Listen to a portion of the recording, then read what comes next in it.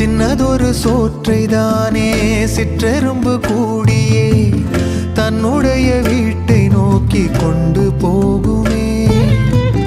உள்ளபடி சொல்வதென்றால் சிற்றெரும்பு போல கூட சொந்தங்களை காக்கவில்லை இங்கே நானுமே.